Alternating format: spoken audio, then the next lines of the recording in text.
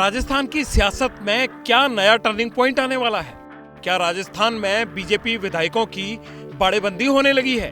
क्या वसुंधरा राजे किसी बड़ी रणनीति पर काम कर रही हैं?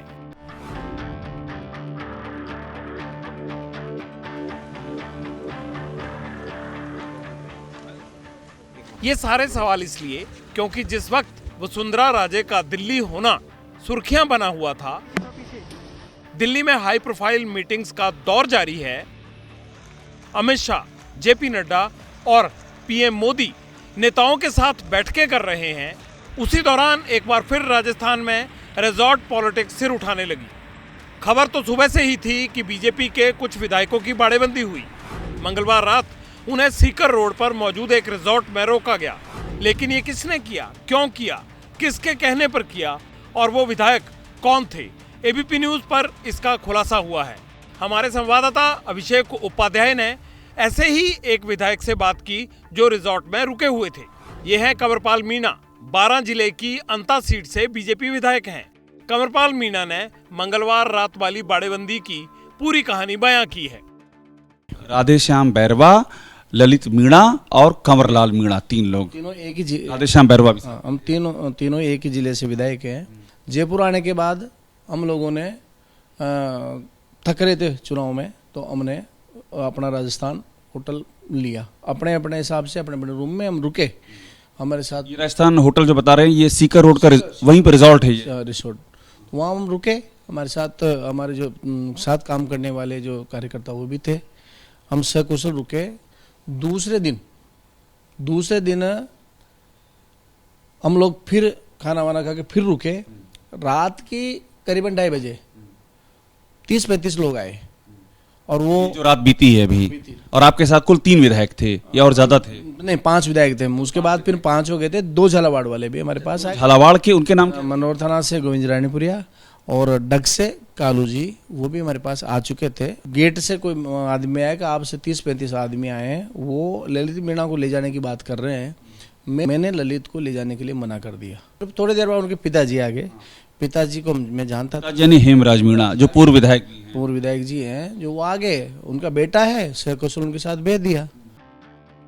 कंवरपाल मीणा को कैमरे के सामने ये बातें क्यों बतानी पड़ी? वो रिजॉर्ट में थे तो बाहर क्यों आए? इसकी वजह है, आपने सुना, कंवरपाल मीणा ने 5 विधायकों में से किशनगंज के विधायक ललित मीणा का नाम भी लिया। वो ललित मीणा ही थे जिनकी वजह से बाड़ेबंदी वाला प्लान फेल हो गया। एबीपी न्यूज के सूत्रों के मुताबिक मंगलवार देर रात बीजेपी के कोटा रीजन के 5 विधायक सीकर रोड स्थित अपना राजस्थान रिजॉर्ट में रुके। इन विधायकों ने रात में ही बहरोड जाने का प्लान बनाया, लेकिन ये बात वहीं पर मौजूद एक नए विधायक ललित मीणा को अखर गई, जिसके बाद ललित ने दूसरे विधायकों को कहा कि वो अपने पिता को सब बता देंगे। बहरोड जाने की बात का विरोध कर रहे ललित अपने कमरे से बाहर आए और पूरी बात अपने पिता और संगठन से जुड़े नेताओं को फोन करके बताई। अब सवाल है कि आगे क्या हुआ? इसका जवाब देने ललित मीणा तो नहीं आए, लेकिन उनके पिता हेमराज मीणा कैमरा के सामने जरूर पहुंचे। हेमराज मीणा ने वसुंधरा राजे के सांसद बेटे दुष्यंत सिंह पर कई गंभीर इल्जाम लगाए। उसको दुष्यंत सिंह जी ले गए थे साथ में, और तो कोई नहीं था। मैडम के बेटे दुष्यंत सिंह जी ले गए थे। आप जब लेकर आना चाह रहे थे, रोका कौन से विधायक ने रोका? वही एक अपने कंवरलाल एक विधायक था, उसने रोका था। मारपीट भी की क्या?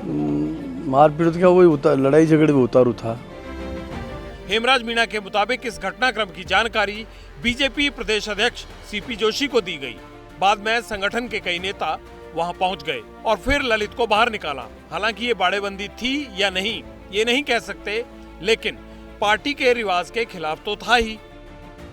हेमराज मीणा के बयान राजस्थान की सियासत में तूफान लेकर आ गए। बाड़ेबंदी की आंच सीधी सीधी वसुंधरा के दामन तक पहुंची। लेकिन इस पर कंवरपाल मीणा का क्या कहना है? क्या वो भी यही मानते हैं?